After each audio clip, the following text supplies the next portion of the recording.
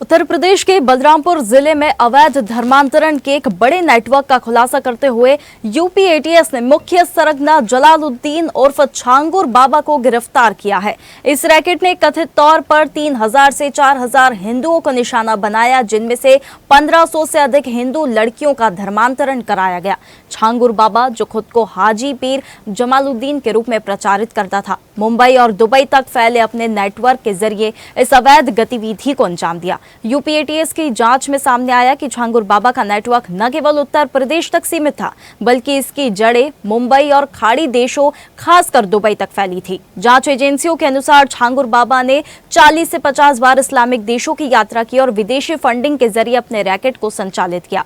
इस नेटवर्क को 100 करोड़ रुपए से अधिक की विदेशी फंडिंग प्राप्त हुई, जिसका इस्तेमाल धर्मांतरण के लिए किया गया। गैंग ने 40 से अधिक बैंक खातों के जरिए इस राशि का लेन देन किया। छांगुर बाबा और उसके सहयोगी नीतू रोहरा उर्फ नसरीन 10 जुलाई से 16 जुलाई तक एटीएस की कस्टडी रिमांड में रहेंगे। वहीं दोनों आरोपियों की कस्टडी रिमांड एटीएस को मिली है। कस्टडी रिमांड के दौरान अवैध धर्मांतरण, सिंडिकेट से जुड़े लोगों और बैंक ट्रांजैक्शन पर पूछताछ होगी। जमीन पर जो कब्जा किया गया था, उस पर अवैध ढंग से अर्जित किए गए धन से ये इमारत बनाई गई थी। इसका कल इसको डिमोलिशन की कार्रवाई शुरू हुई थी। आज भी डिमोलिशन कार्रवाई चल रही है और इसमें वैसे ही पुलिस फोर्स और जिला प्रशासन की टीमें लगी हुई हैं। और जब तक अतिक्रमण नहीं हटेगा तब तक कार्रवाई चलती रहेगी और सभी तत्वों के एग्जामिनेशन जारी है। जो भी विधि विरुद्ध गतिविधियाँ मिलेगी उन पर विधि सम्मत कार्रवाई की जाएगी और कार्रवाई लगातार विधि के अनुसार की जाएगी। कार्रवाई चल रही है और जब तक पुलिस नहीं कर लिया जाता है तब तक कार्रवाई चलती रहेगी। पूरे मामले में जो लोग इन्वॉल्व हैं सभी की जांच। और इसी खबर पर ज्यादा बातचीत के लिए सीधा रुख करेंगे। लखनऊ से संवाददाता चंदन हमारे साथ लाइव जुड़ गए हैं। चंदन, छांगुर बाबा जिसने धर्मांतरण का खेल रचा, कई लड़कियों और गरीब लोगों को निशाना बनाया और उसके बाद करोड़ों की संपत्ति अर्जित कर ली, अब एटीएस लगातार पूछताछ कर रही है। कहां कहां कनेक्शन रहा, दुबई के अलावा कहां कहां से फंडिंग होती थी, कितने सहयोगी थी, कितना बड़ा नेटवर्क था, ये तमाम सवाल है जो कि इस वक्त एटीएस की टीम भी खंगालने की कोशिश कर रही है। फिलहाल क्या कुछ खुलासे हुए हैं और आगे क्या लग रहा है, क्या एक्शन लिया जा सकता है?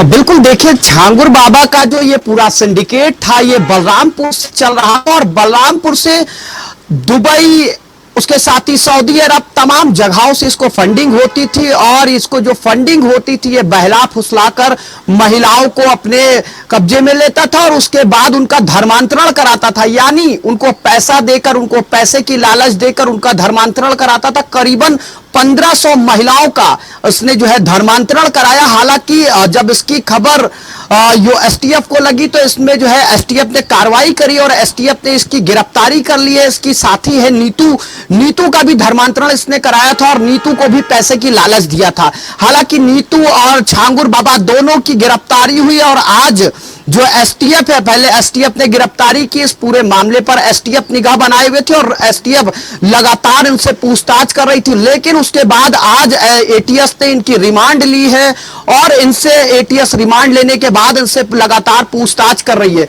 पूछताछ में देखिए क्या क्या चीजें निकल कर आती है, ये तो तस्वीर तभी साफ हो पाएगी जब अभी आधिकारिक कोई बयान आएगा।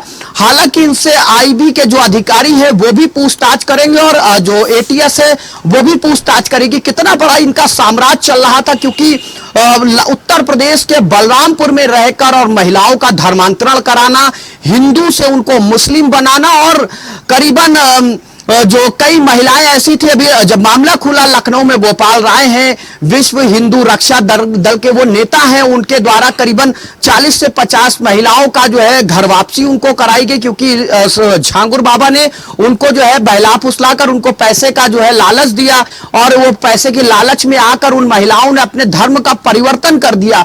लेकिन जब योगी सरकार आई तब ये पूरा मामला खुल के आया और कहीं ना कहीं योगी आदित्यनाथ का जो बुलडोजर है वो भी बलरामपुर में गरजा।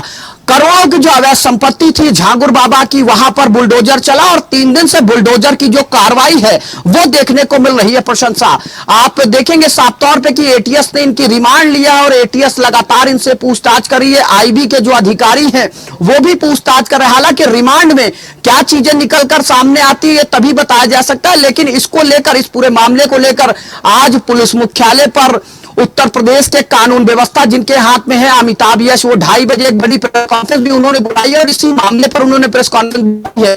यानी एटीएस ने अभी तक जो इनपुट से कलेक्ट किए हैं मामले पर आज प्रेस कॉन्फ्रेंस बुलाई गई। उसके बाद देखिए हालांकि क्या होता है कि किन सिंडिकेट कितना बड़ा है और इस पूरी कड़ी में कौन कौन लोग जुड़े हुए थे और उसके साथ ही इसको जो फंडिंग होती थी वो फंडिंग कौन लोग करते थे, अभी ये भी बड़ा खुलासा है।